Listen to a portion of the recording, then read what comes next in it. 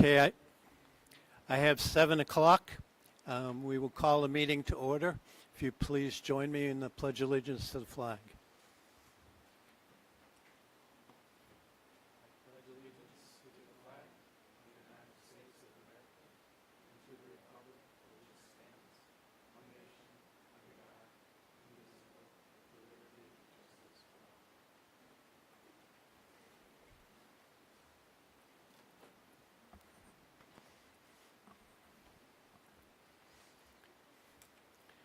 So again, for our streaming, we remind people to please use your microphones.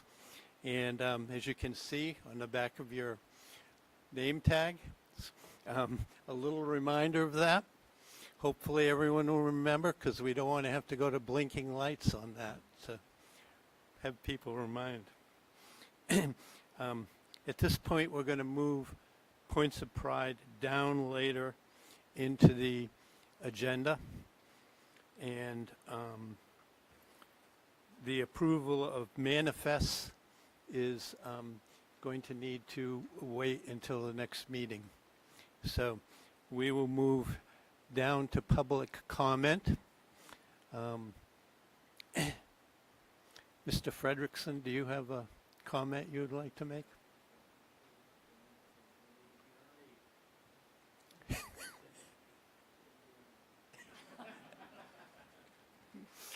Yes, sir.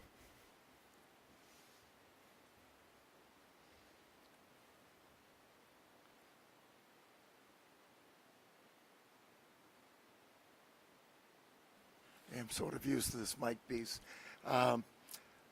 First of all, thank you, board members, for your service.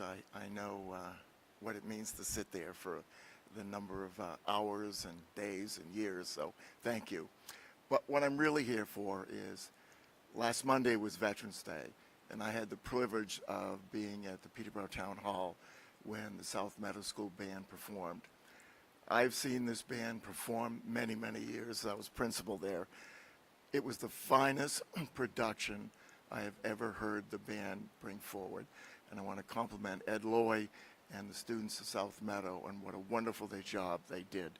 And I can tell you, as a veteran, when you see that many young people at a program to remember those who served, or Memorial Day, those who passed, it does warm my heart. So I just want board members to know what a fabulous job these young people did.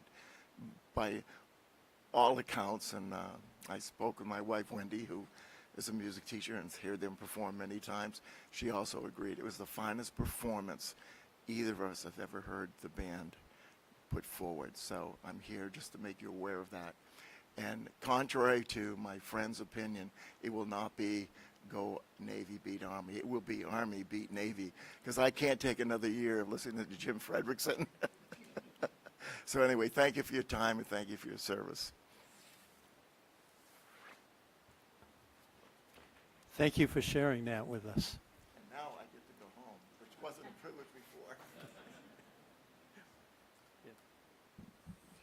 I just want to add on, when we went through COVID, our music programs were hit more than any other program. So that year when students weren't in school, the students that would have picked up an instrument, a lot of them didn't. And so for Mr. Dunning to come and share that is really quite striking, because it says a lot about what the teachers and schools have done to rebuild those programs. So. Do we have anyone else that would like to make public comment? Okay, so we'll move down to reports and start with communications. Thanks. Communications Committee met last Thursday, the 13th.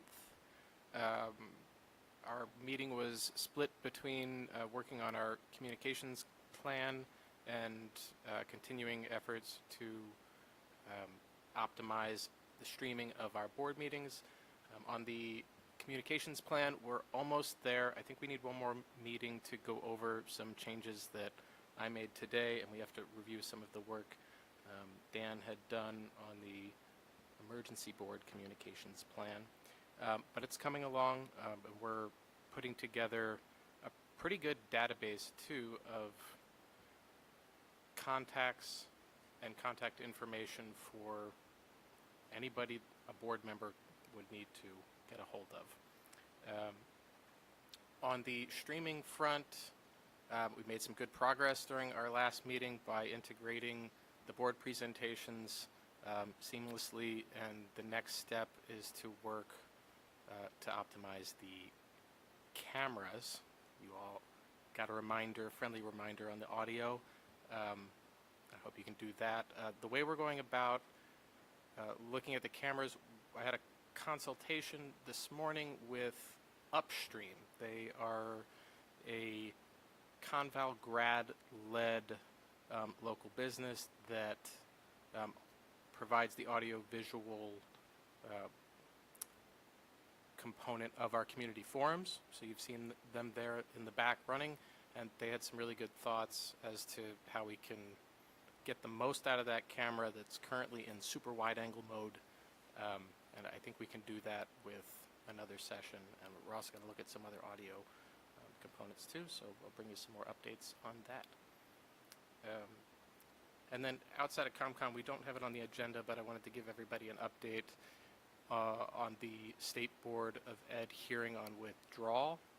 The State Board had a procedural delay in that they weren't able to have an attorney present to review the withdrawal reports. So they've pushed back the hearing to December 11th. So we'll have to go and do that again. And that's it. Okay, thank you. Facilities, Tom? We also met last Thursday, the 13th, and we reviewed our tours of after-school hour tours of Great Brook, South Meadow, the high school, and the CTE classrooms. We reviewed the conditions of the schools, their general appearance, safety issues, building concerns, and building highlights. We made plans to tour these schools during school hours to see the classrooms in action, and these tours will take place in January. And we also addressed the rapidly changing landscape in education, both on the state and on the federal level, and we felt the need to be aware of that and to factor that into our planning moving forward. Just as one example, I wrote down a bunch, but the one example would be open enrollment, which could potentially bring additional students to our schools. And we want to be aware of that when we're talking about our future, as to factor into that as a possibility that the our local student population is stagnant at best, but because of open enrollment, one effect of that could be that our enrollment could increase because of attracting students from other school districts. So that we will continue with our tours in January, and then we will have a better picture of the schools in action, in addition to how it's seeing them empty. Okay. Any questions for Tom? All right, thank you. Education Committee, Bill? Thank you, Mike. We met last night, or yesterday afternoon, and had a great presentation on illustrative math, kind of a status update on where we are at the moment. Joining us were Sue Ketchum, grade 5 teacher, and Brooke Quinn, who's at grade 2, and they shared some quotes from kids. In math, we get to figure things out ourselves and think outside the box. Learning is fun. We celebrate successes. We push ourselves to explore, create, and want to do more. Math helps us build character, curiosity, and confidence. And that was kind of the gist of what was being expressed by students in all of the grades, and that they're much more engaged in the daily mathematics activities, and are starting to see the fun of working together as teams to come up with solving future problems. We also put together a list of topics that we're going to be taking a look at over the next couple months. In December, we're looking at update of the program of studies and new graduation requirements that we talked about last month. January, we'll be doing mentoring, what's going on with that program, as well as the vector pilot. February, we're going to have an update on the literacy pilot and the professional development day scheduled for March. Amy, is there anything you'd like to add? I think you did a great job summing it up. Well, thank you very much. Thank you. Any questions? All right. Budget and property, Jim.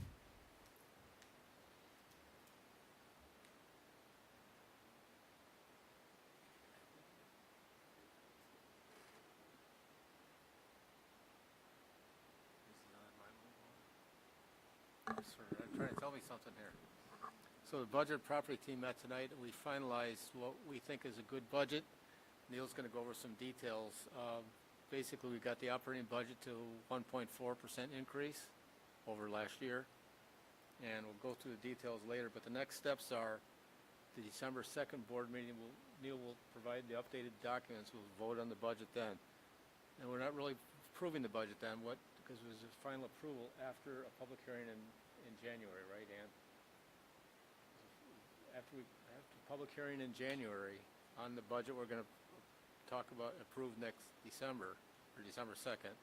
We'll have a final vote to go forward to the deliberative session. So between now and next week, you should be able to get the information off the website, off the board site. We'll make sure we get it to you ahead of time. Okay, any questions for Jim? Okay, Kat was our representative to the NHSBA assembly, so. I was in October, way back in October, I went. And basically so Janine and I spoke before I went up there, and she told me how the board was feeling about things. I had also listened to the recording, so I had heard the discussion. And so all of the way that you wanted to vote on all the resolutions, that's what happened. I did get up and support the change that you wanted to have specific language in the resolution that stated a simple majority is needed to pass the bonds instead of the proposed, because it is at 60% right now, and they wanted to just put in a higher threshold or a lower threshold, but we had a discussion about it being just a simple majority, and so the body voted for that. And they also discussed the special education catastrophic aid, and that was a resolution was then passed that I also voted for. I thought it was in the spirit of the discussion I heard here about really asking the legislature to vote for making sure that we're funding that special education aid. So also vote that also passed, and everything else passed the way that you all asked me to vote. Okay. Any questions for Kat? Curtis? Thanks for going. You're welcome. Thank you. Right, our student representatives are actually at something at the high school. The National Honor Society has a induction tonight, and they will hopefully be joining us before too long, and we'll hear from them about that.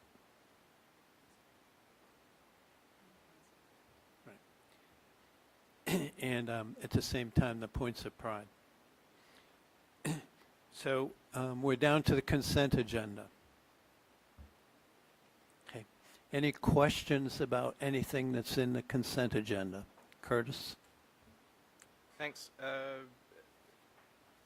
Quick amendment to the minutes. It is under new business, section D, transportation contract. And I don't know the line, but the sentence starts with Curtis.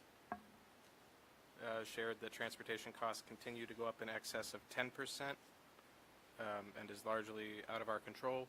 I just want to be clear that I don't think, they're not rising 10% this year, so if we could amend that to have increased on an annualized basis. I'll wait till you got it. Section 8, or 8, page 6 in the packet, yes.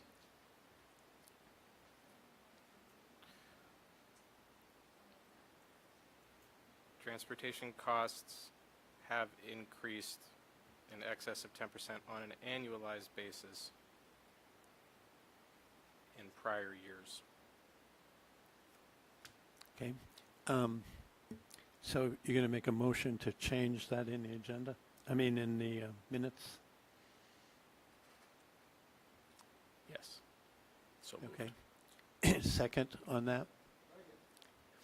All those in favor? Aye. Opposed? Abstentions? All right. Anything else in the consent agenda? Okay, can I have a motion to accept the rest of the consent agenda? I move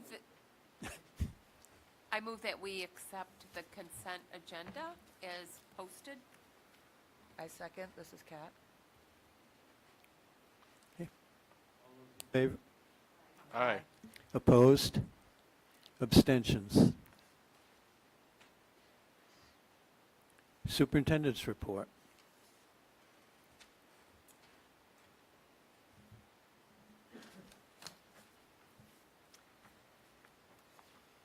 Monthly events calendar. So we're in, gosh, Thanksgiving's coming up next week. So for the rest of this week, we have Selectmen's Advisory Committee this Thursday at 6 p.m. Anything else for this week? Okay. Next week, we have Policy Committee on Monday, the 24th at 6 p.m. And that's it for that week. The district is closed on the 26th, 27th, and 28th for Thanksgiving. For the month of December, the first week of December, on December 2nd, we have a Budget and Property Committee meeting at 5:30 p.m. at the SAU, followed by a school board meeting at 7 p.m. And that Thursday, we have a Facilities Committee meeting at 6 p.m., followed by a Communications Committee meeting at 7 p.m. Anything else for the first week in December? Anything for the second week in December?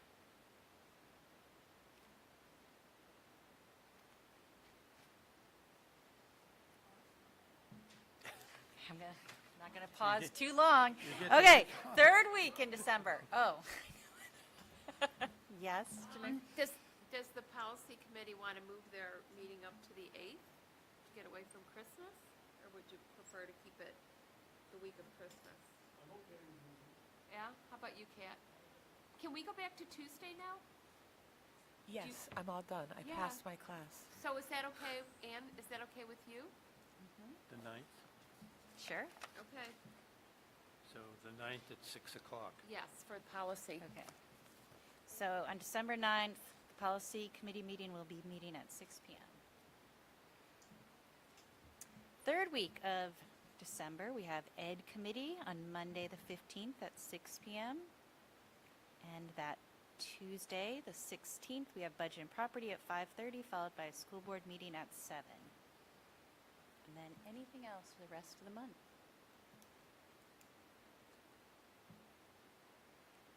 Okay. Imagine Great. that. Almost 2 weeks.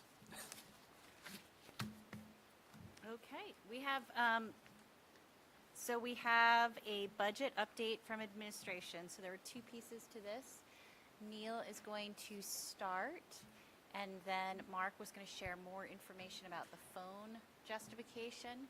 He's also at the high school for the National Honor induction. So they should be, we're expecting to be here by 7:30, so the timing might just work.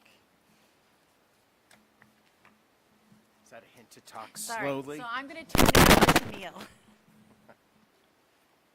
You have in front of you a budget changes sheet, which is on the front, which sort of outlines the changes since you last saw the budget.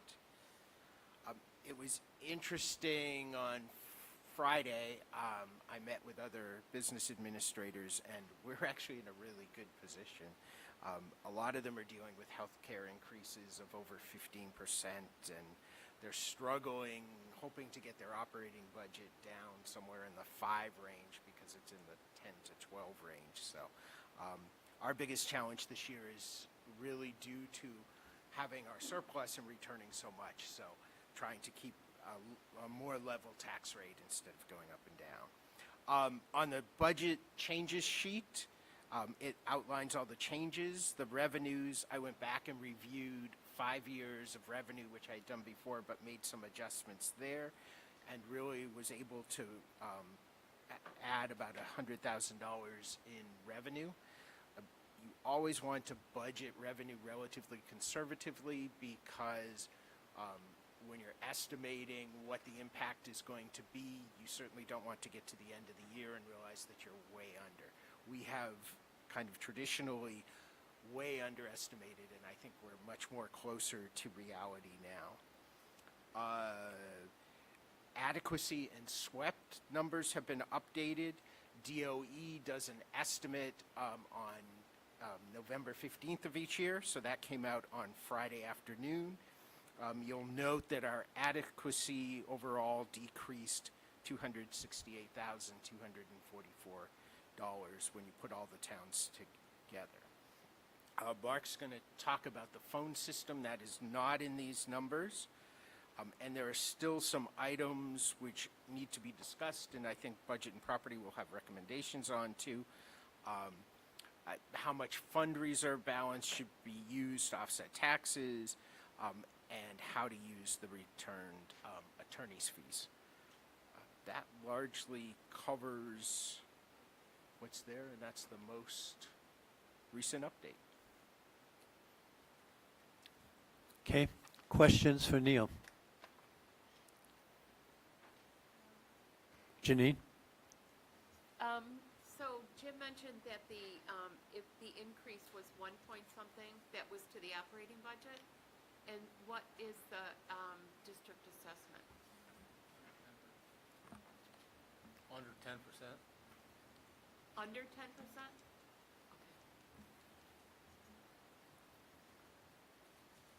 Other questions?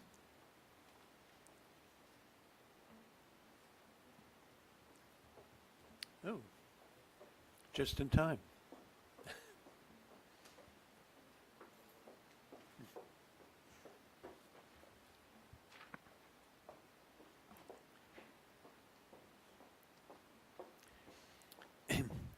Do you have a report you would like to give, Marcus?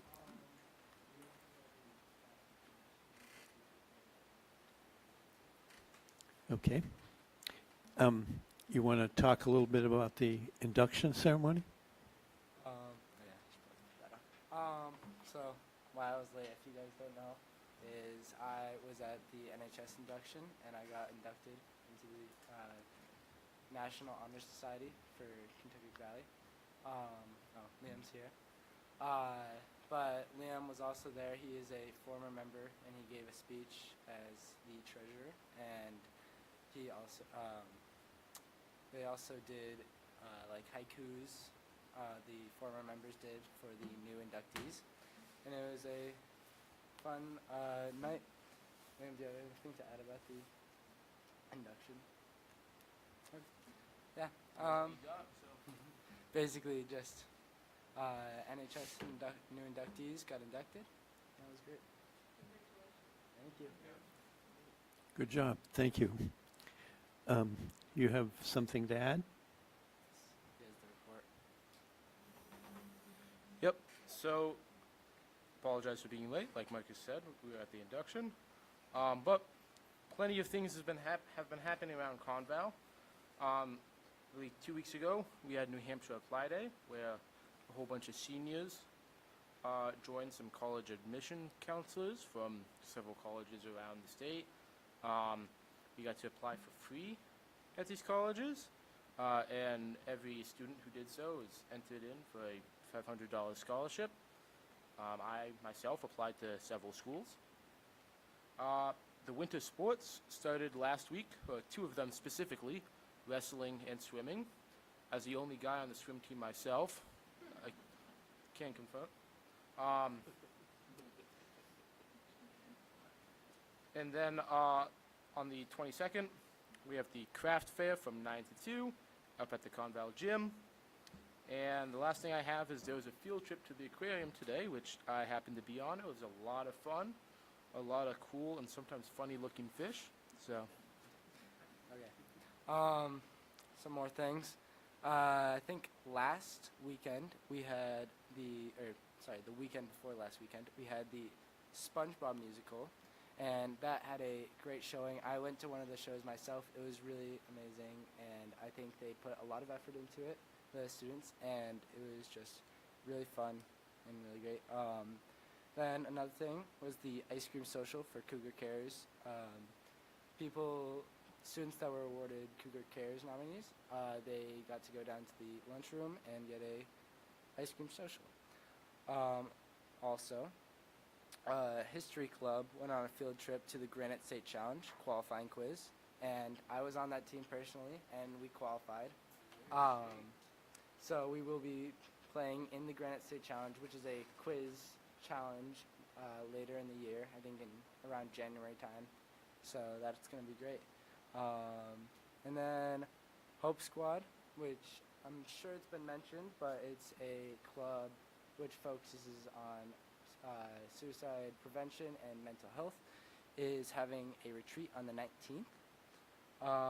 And then after that aquarium field trip, which Liam mentioned, the rest of the week there are going to be field trips every day, like to UNH Manchester for the Career Day and the Courier Museum of Arts. Thank you. Any questions for Liam or Marcus? All right, congratulations. All right, at this point in time, we'll go back to points of pride. And I'm going to turn it over to Principal Heather McKillop, and she has a few people with her.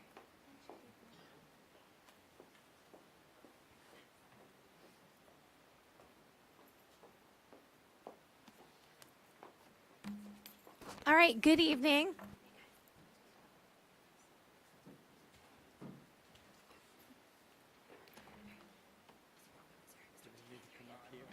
Okay.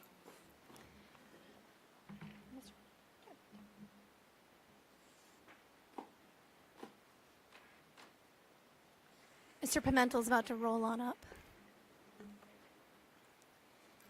All right, good evening. We're here for the Points of Pride. We have two Points of Pride tonight, but we are going to start with talking about the boys soccer team, who we are incredibly proud of. And I might let Mr. Pimentel start so I don't get emotional about how proud I am of them. And we have two of the senior captains here this evening, and then I'll comment at the end. So I'll let Mr. Pimentel start, and of course let the boys speak as well. Thank you.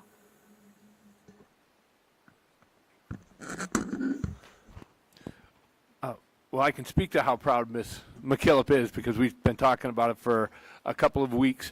I talked to Max earlier this week and Esben earlier too, and Braden. From Halloween night, October 31st to November 7th, the night of the championship, this group of young men had the hearts and soul of our school with them for about a week straight, through the opening round of the playoffs that we participated in to the final penalty kick of the championship. They had the entire community really in the palm of their hands. So I really thanked them for their time and their efforts. It was really neat. I heard from principal, I heard from teachers, I heard from football players, I heard from freshman students who didn't play any sports about how excited they were and how much pride they had for our school. I heard from people who just live in the community who were wondering, like, when's the next game? And I was getting text messages and emails from people. So I just wanted to let them know how proud I am. I wish I could do a, like, ESPN's 30 for 30, like the week at Conval or 7 days at Conval, because it was really neat to see how this community came together to support 20 or so kids as they were making this run to the championship, and it was really fun.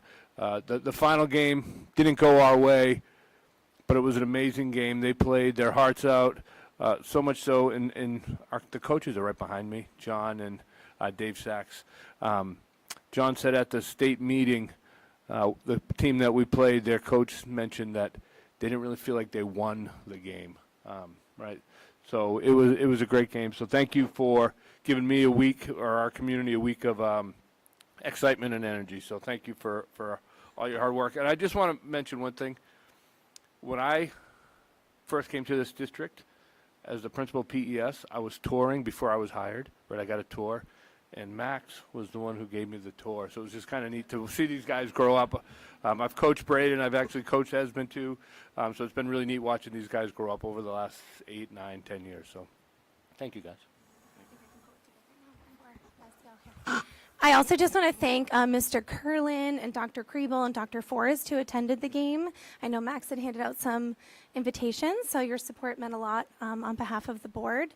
And I also got some emails from the host site athletic director who was there and multiple other people who just commented on, it almost felt as if the team won and just how proud they were of their sportsmanship and character and how they conducted themselves. So when I came in the next day and this was like on my desk, it was just, it felt like the championship trophy. So I'm just so proud of them, and I want to let them have an opportunity to speak and then bring their coaches up. So go ahead, guys. Like they said, it was definitely an interesting week. I mean, going through all the games throughout the week, not sure if we were going to win the first one, but, snuck by, and then sneaking by and, like, the undefeated team, beating them. It was definitely an experience. Definitely a great team to be a part of, and the community was amazing. You could definitely tell in the state championship game when there was over, I don't even know, like 200 people from our community there, and we were just so much louder than the other team.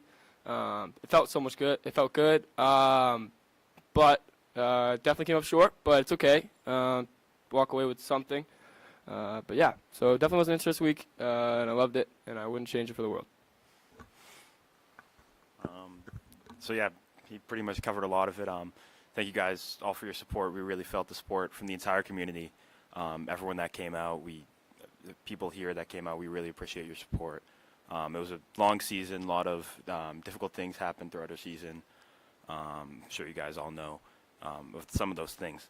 But we really appreciate the support. I mean, this was a group of kids that I grew up playing, not just soccer, with other sports as well. And I really enjoyed doing all those things with them. And again, tough way to end my soccer career. But honestly, I couldn't have asked for a better community to do that in than this Conval community, and the fans, parents, and the other student athletes that I played with to really finish off my career of soccer. So thank you guys.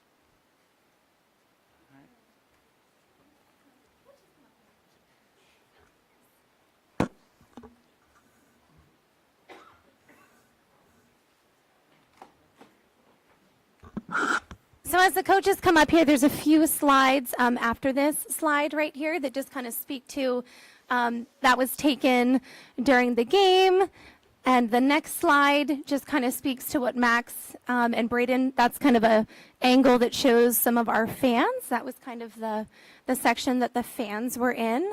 And just taking a moment to recognize the coaches of the soccer team here, John Zepp and Dave Sachs, for really stepping up, especially towards the latter portion of the season and giving their all.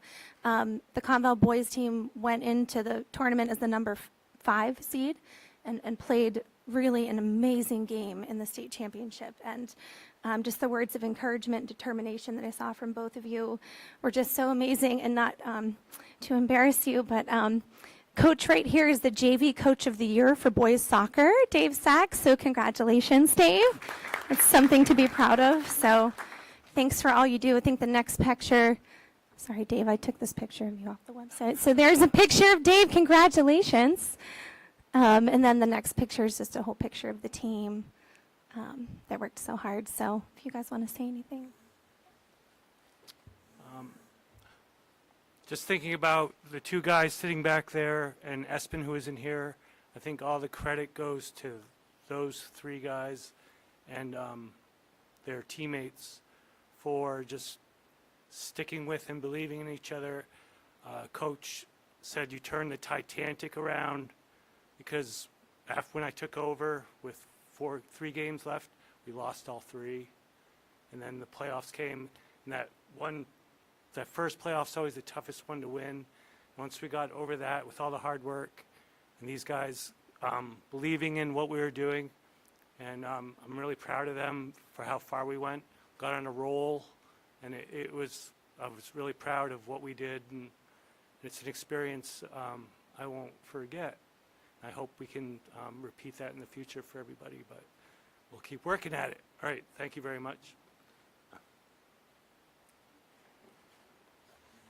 I'm just going to reiterate everything he said, and John was instrumental, even though he's very humble at this point, in helping the boys really pull it together and make great things happen in the end. So, and I too want to thank these guys for letting me join them for the last week or so. It was really an enjoyable experience. So, congrats on a great year, guys.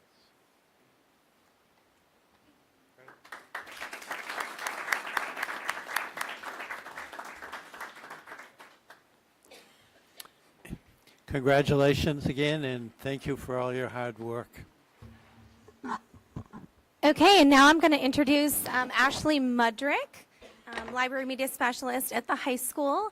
The second portion of the Points of Pride, we want to talk about the instructional practices portion of our professional development day at the high school, which was the first half of the day.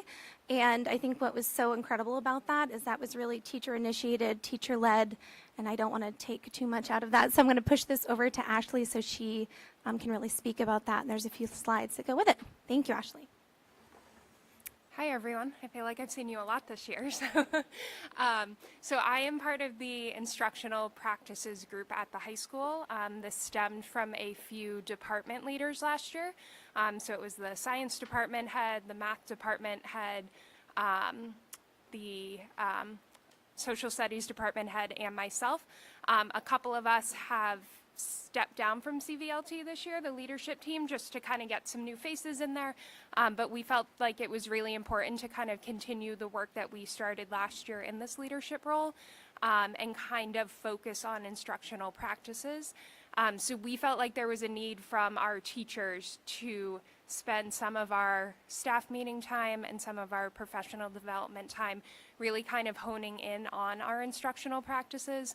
I think with COVID, a lot of the focus was definitely on the students and kind of like our priority standards, and we wanted to kind of spend a little time reinvigorating ourselves and kind of getting back to instruction and what makes it good, what makes it not so good, and kind of learning from each other.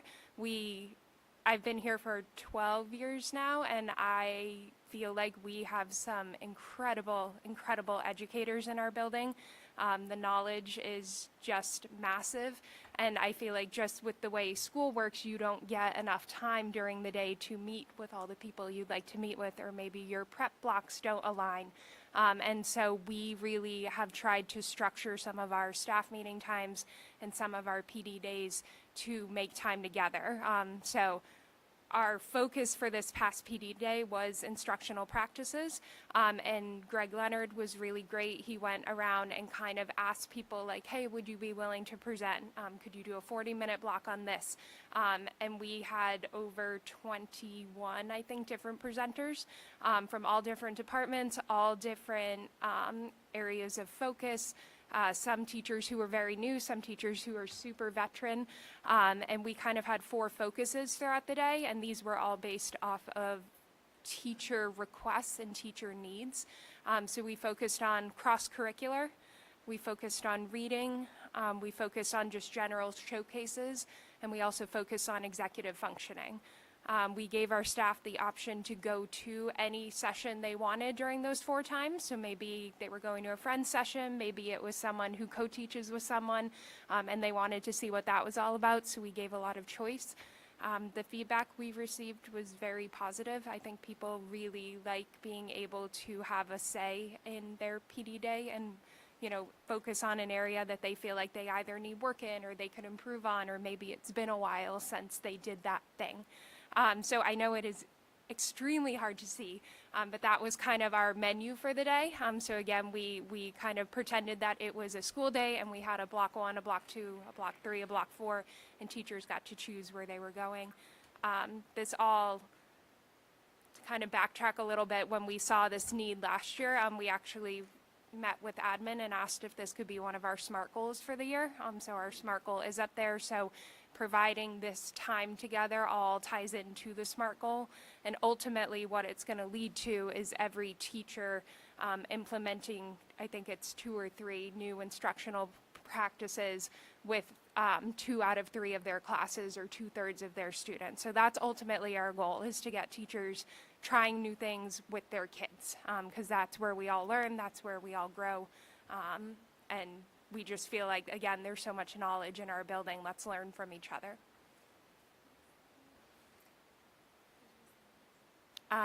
So these are the names of all the people who volunteered their time to either run a session or help plan the PD day. So as you can see, it's a very big list from all different departments, all different levels of expertise and years of service. So we had a really good showing. And these are just some of the sessions that were offered. So again, we just wanted to kind of give you a glimpse as to what our teachers are doing, what they feel good about, what they want to teach other teachers about.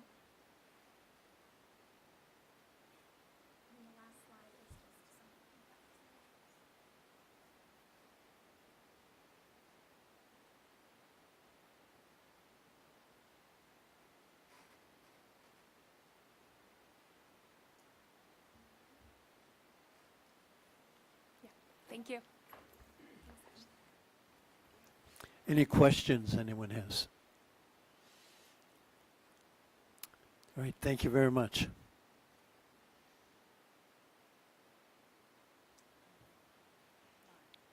All right, at this point in time, Mark is back with us, so we will call on him to talk a little bit about the technology.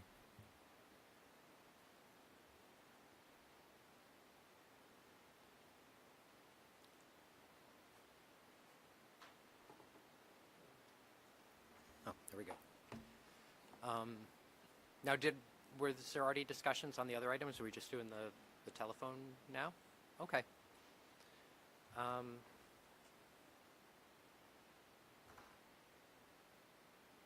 I guess my question is, are there questions to start with, or do you want me to go over what was proposed again?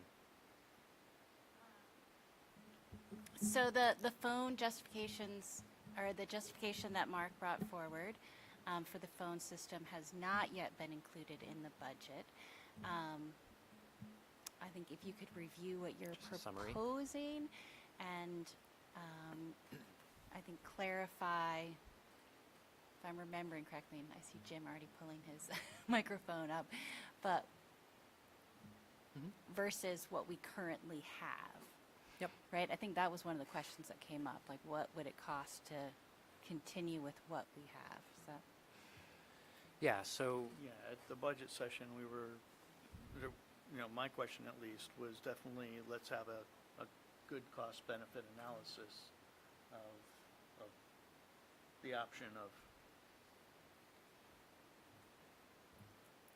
even if not going with what we have, a buy versus rent, you know, buy versus lease kind of decision. Right. Yeah. So just to give kind of a general summary of what was presented at the workshop, was that we're proposing a managed phone system to replace what we currently have. The system, NEC system that we have now, we do own the equipment. It's going end of sale soon, which means it's still supported, but we won't be able to get replacement parts in the near future. So it's kind of gotten to the point where we're looking at what we're going to be replacing it with.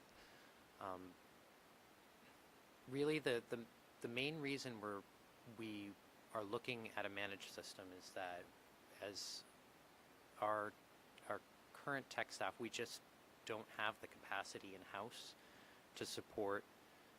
It's been rough, even working with the system that we have now. We can make some very minor changes, but for any actual larger projects or equipment issues, we're really heavily reliant on third parties to help us out with those changes.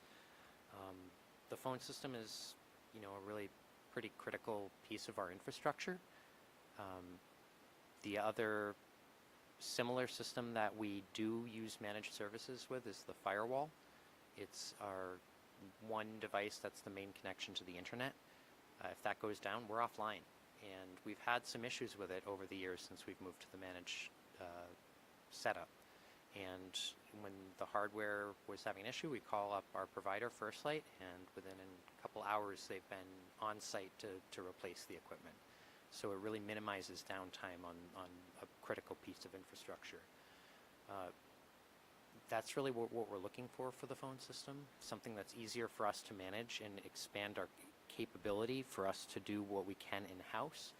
But when there's a real critical issue with the phones, that becomes a safety issue for every single school district-wide. And not only for the phones, but they tie into other systems. If the phone systems were to go down, that's how we access the PA systems within the building as well. So, it's just one of those things where usually it's working, but when it's not, it's a really big deal. And we want to be able to have somebody that we can call up at any time, and if it's a real critical issue, they're here because it's their equipment that they service. It gets replaced, and we're back up and running with minimal downtime. And so, that kind of going to the discussion that happened some on during the budget workshop, that's really, it's not just the phone system itself we're looking to replace, but we're looking for that managed services side of it. The other place we use managed services in the district is with the copiers and the printers. We don't own those. We lease the copiers, and we work with our provider, which is we just switched up the last year with Konica Minolta. And so when we have issues with the copiers or the printers, they're here usually within a couple hours of us calling them to service them and get them back up and running. With the fleet the size that we have, it's just when the tech team is managing that, we tend to be doing more copy and printer stuff than anything else, and that's really what we're looking for, is to utilize the managed services to keep those sort of critical things up and running. Okay. Other questions for Mark? Jim? Go ahead. Mark, wait, I'm trying to recall the conversation we had at the budget meeting, after the meeting. What do we do if the equipment is end of service? Is that what you called it? End of life? It's end of sale. So typically End of what happens is they stop selling the equipment. They stop producing new replacement parts. So it becomes harder to replace it, but they'll still support it if we have an active support contract, which we don't. We really, and then at some point when it's end of life, which will be in the next few years, the company won't even support it anymore. So what would we do about that if we didn't do what you're recommending? We've got to move to something. Ideally, sooner than later. I mean, the recommendation is with the managed setup. If we weren't going to go with that, we'd have to figure out, what the next most feasible thing would be, both in terms of fit for the district, but also within our capability to service and support it in-house. So I'm trying to remember this conversation, and I think this might have been like in the same vein as what Jim is asking. Like, how much does it cost to keep our system going now?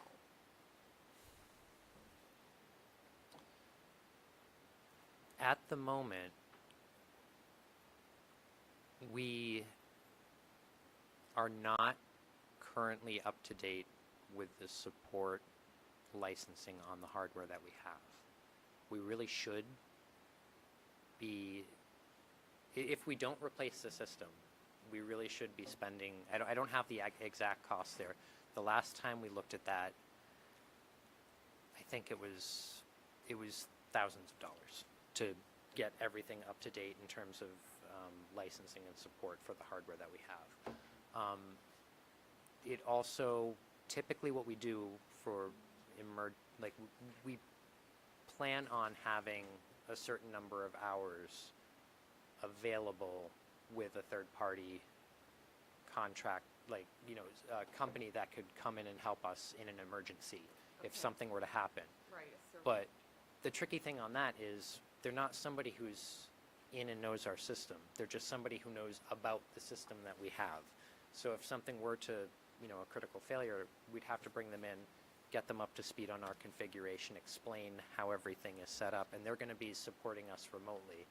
It's not like they can necessarily, unless they're, the ones we've been using are not a New Hampshire-based company. So, it's not like they can easily send somebody out to help us get back up and running. So, it's, in terms of cost, it's going to be the money to get us to get current on the support licensing.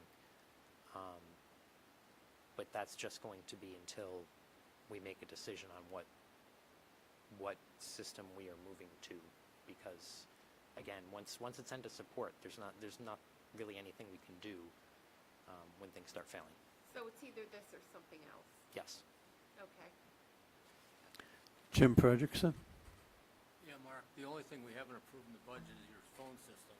And I whispered to Niels here, I'd like to see like a year 0 to year 5, cost analysis for this system versus current system versus any alternatives, just kind of laid out so we can, well, you got some numbers on a piece of paper, I'd like to see it maybe laid out a little differently. And present it to Budget and Property next meeting, we'll give you our thumbs up or thumbs down. Well, I guess my question for that is, the current system doesn't have a year 5, I think it's end of life before that. So put a big But you're looking at explosion in civil in year 2 then, or whatever. When do you think it's going to die? In what is the other thing you would like to compare it to? Do we have any other options besides buy a system? Or 53, did some quick math, 650 minus 2200 is 4450 a month. That's 53,400 a year forever. We're talking. It's a lot of money. Yeah, and what you just gave us isn't a cost-benefit analysis, right? You came in with here's why we'd like to do it, but there aren't any costs associated with that, right? And there are different models that you could move forward with. You have the managed care model that you just discussed. What are the costs of that? What's the buy it and maintain it ourselves model that you're currently operating under? Not with the existing system, but a different system moving forward. What are the costs of that, right? And some of those costs are training and having personnel with enough time to maintain the system. But what is that, right? I mean, that's what I'm looking for, is a number to put in a budget, and what makes sense. If I can get the same quality of service out of either a managed care or a purchased and maintained in-house, and I think you can, it's just a matter of how much effort you have to put into it and how many dollars you have to put into each, and what's the life cycle of those things, and when do I have to buy a new one, right? That's a cost-benefit analysis that I can look at, and that's what I was looking for tonight, and I don't have it. And hopefully we can get it at the next Budget and Property meeting. Janine?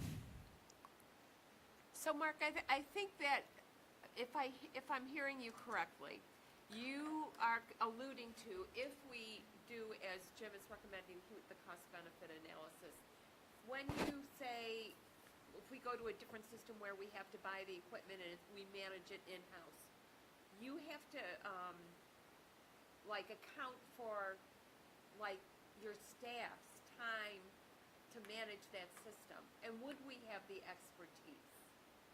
I guess that's what I'm wondering too, on top of everything else. Yeah, I mean, we don't currently. Like, to give a kind of an overview of what the project would look like, we'd want to be moving to a voice over IP system. You know, we currently don't have that. So we'd be looking at purchasing switches to power the phones, servers to run the software for the call routing and the voicemail, maintaining licensing for the servers and switches, similar to what we'd be maintaining in terms of licensing now, but with newer hardware. But no, I mean, we don't have staff that can do that currently on our team. So we would have to hire them. Yes, them. Okay, well, you have to account for that then in your cost-benefit analysis. Hire or train, yes. Yes.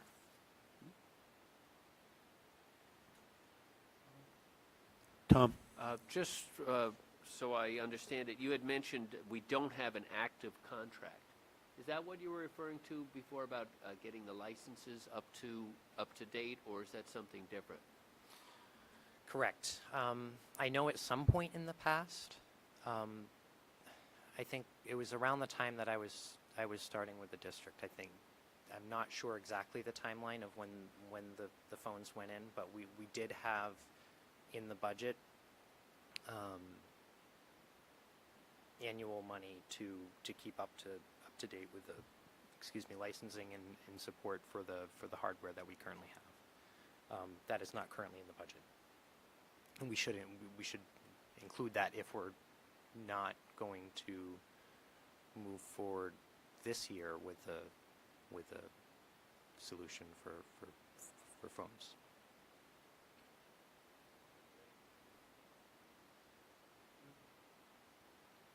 When you say move forward this year, what was your plan to start this in fiscal year 27? When the new budget, if the idea would be if the budget were to pass, when the new budget would go into effect, would be Next year. ready Right. to be going, like a summer type of thing. I just want to make sure we're on the same wavelength. Thank you. With a managed setup, it can be done easily over the summer, in that they would be bringing in the hardware, would be switching that over.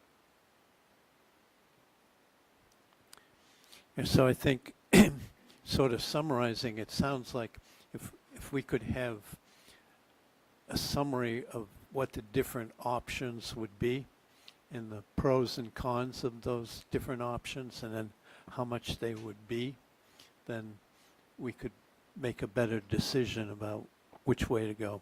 Sure. Okay? All right. And Thank that you would be very much. That would be for the Budget and Property Committee, correct? Right.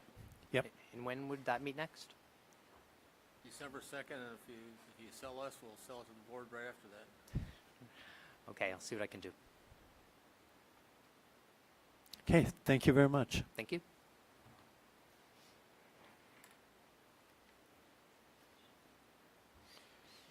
Transportation contract.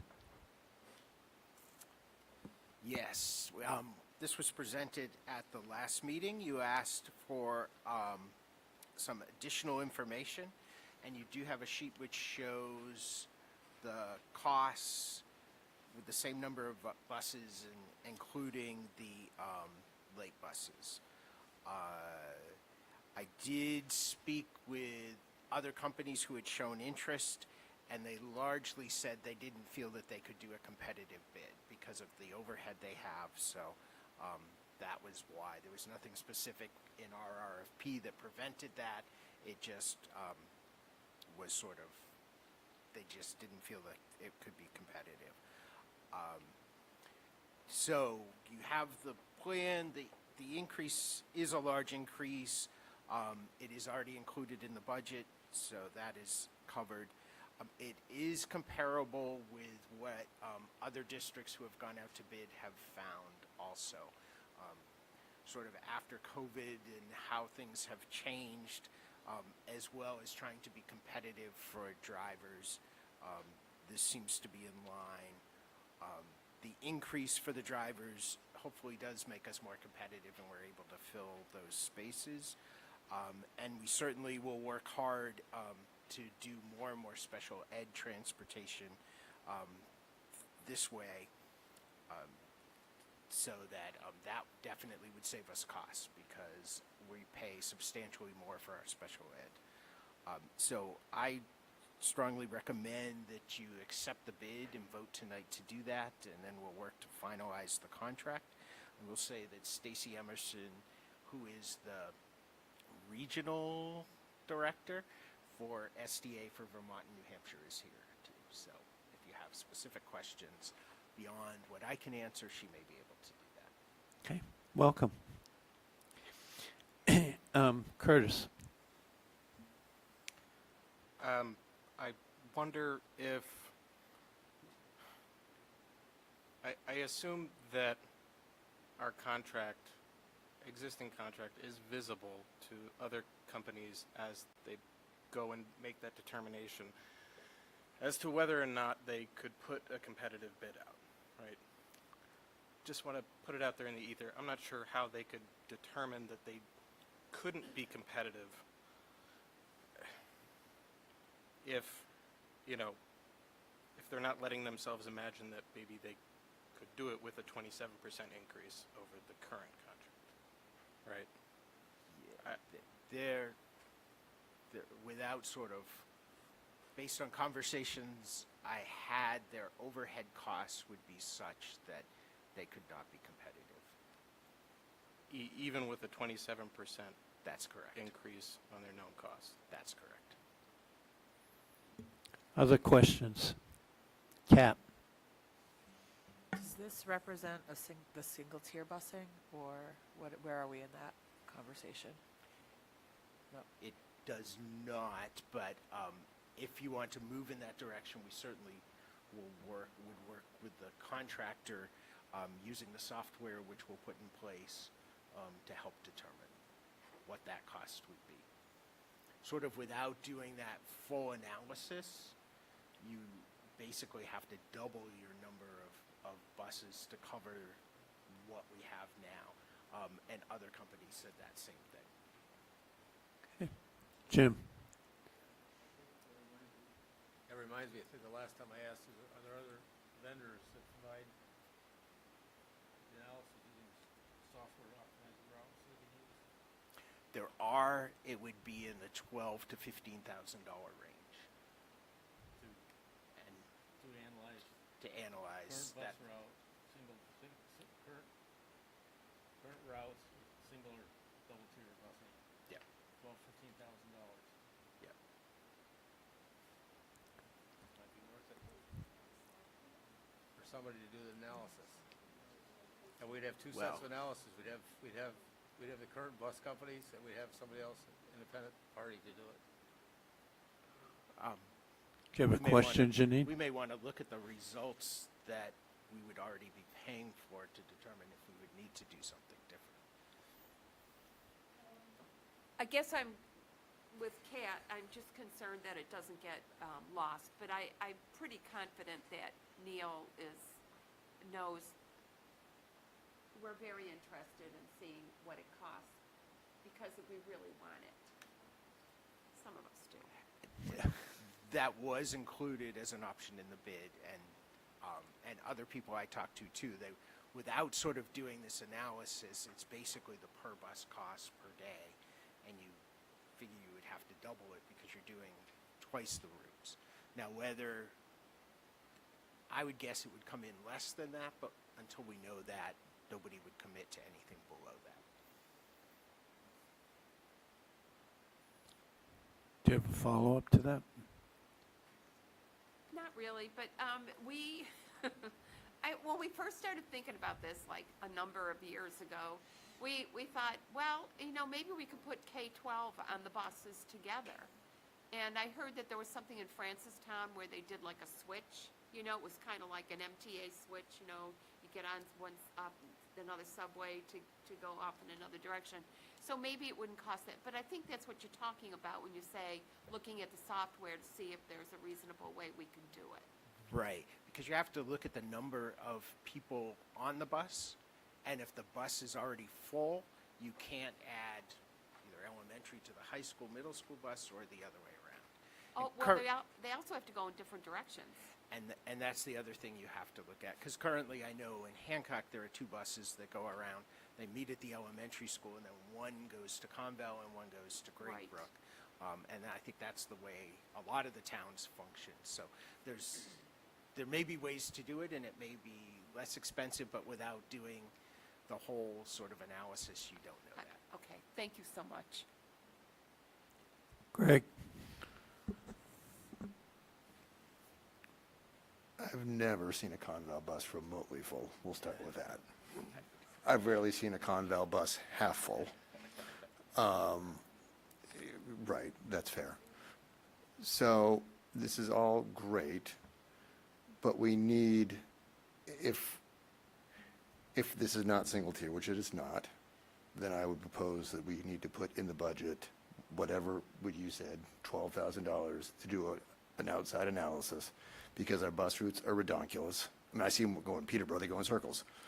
You know, there has to be a more efficient way to pick up our students, to utilize software to make smarter bus routes so that we can get our students on a single tier system, which would be a hell of a lot better for our high school students and our middle school students, so they're not getting up at the crack of dawn, or right now, before dawn, and getting to school at a ridiculous hour when they really should still be asleep.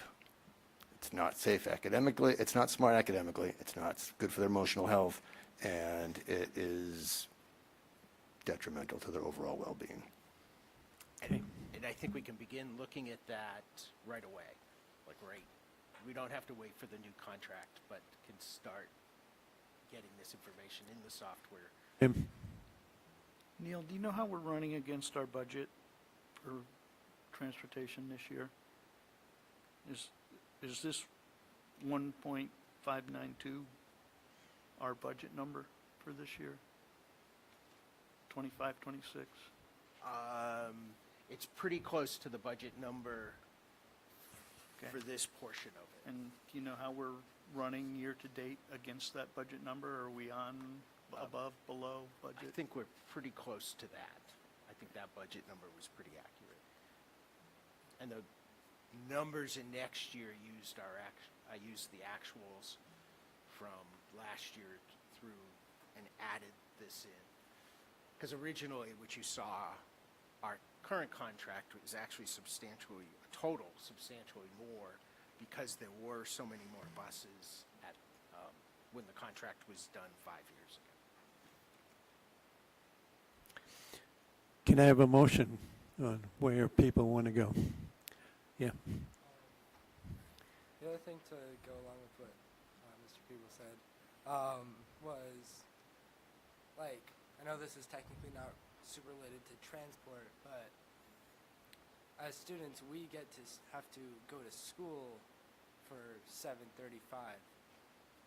If we had a later start time, then that would not only help us as students and our health and our academics, but I'm sure that with having, like, maybe we could have a K through 12 system if we actually matched times with, like, the elementary school, which gets up and goes to school later than us. I just think it's a thing to think about. Okay, thank you. Curtis? Question for the student reps. What's your sense of your fellow classmates' opinions on a later start time? Very, very preferred.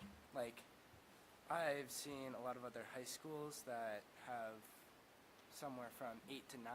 Like, we have a very early start time, and people get to school, and it doesn't only affect them being super tired, but then it also goes into them drinking excessive amounts of energy drinks or coffee and that is not healthy for them. It's not healthy for their academics, and it's just a really like unhealthy practice. So yeah. Janine.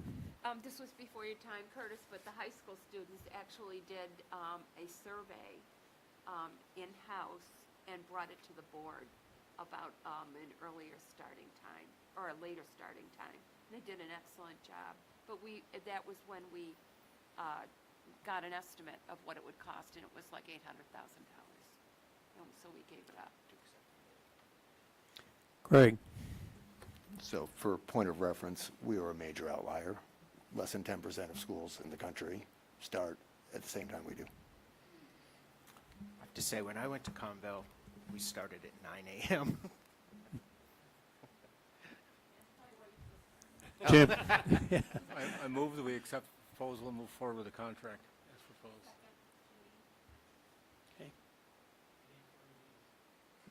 Any further discussion?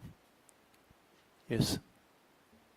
I would like to get a sense as soon as possible as to what the ridership is in our community and what it has been over the past few years. And that as soon as this is approved, we start figuring out more efficient routes.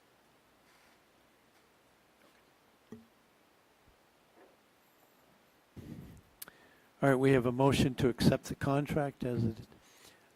All those in favor? Aye. Opposed? Abstain? Greg? All right.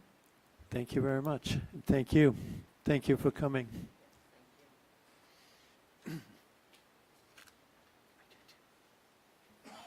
All right, we have further proposed budget discussion or anything else?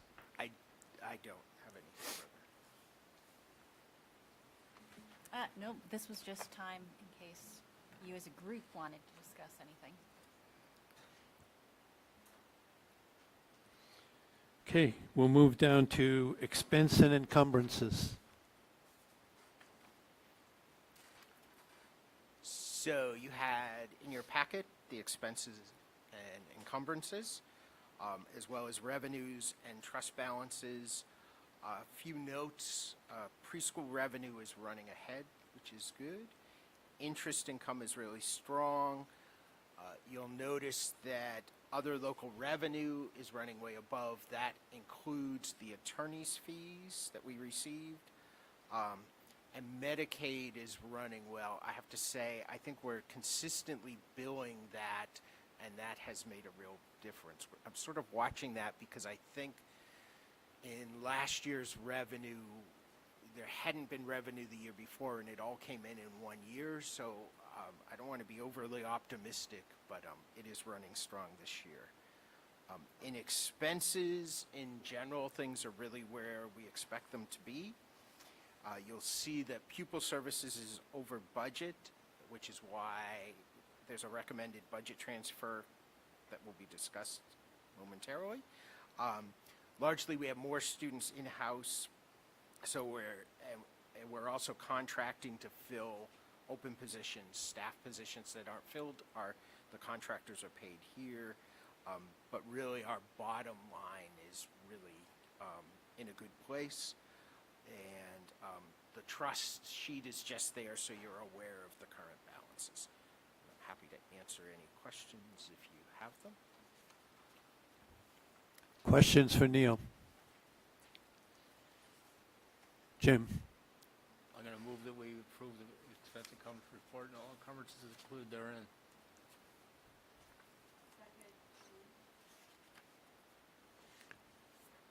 Okay, if there are no other questions, all those in favor? Aye. Opposed? Abstentions? Okay, budget transfers. So also included in your packet were proposed budget transfers. Largely it has to do with pupil services. This moves money from special ed tuition and special ed transportation, as well as reallocates some benefits and salaries As I said, some of these are contracted positions which are replacing or filling in for unopen salaried positions. The other thing is loan repayments were budgeted out of salary line, so this moves them out of the salary because they're not technically salaries. Questions for Neil? Okay, can I have a motion to accept the budget transfers? I move that we accept the budget transfers as proposed. All those in favor? Aye. Opposed? Abstentions?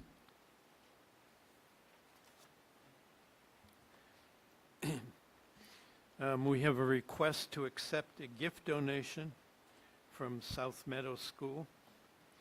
Can I have a motion to accept that donation? I move that we accept the gift donation for South Meadow School from Judy Hetzler and Tim Conway with gratitude. Oh, I was gonna say, they gave to their own school, isn't that nice? I'm sorry, it's from Renew Church in Hancock. I second, Kat. It does say on the paper from Judy Hetzler, Tim Conway. That means they were No, the ones that Yeah, submitted. that's where, yeah. Okay, do I need to do this over again? Should I do it over again?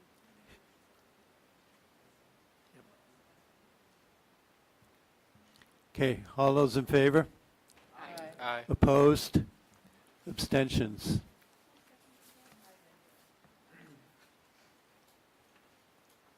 Okay. No public, so we have no public comment. We do have need for a short non-public session. So if I could have a motion to enter into non-public session under RSA 91A :3 2A.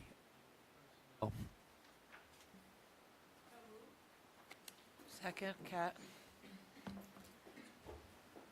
Greg?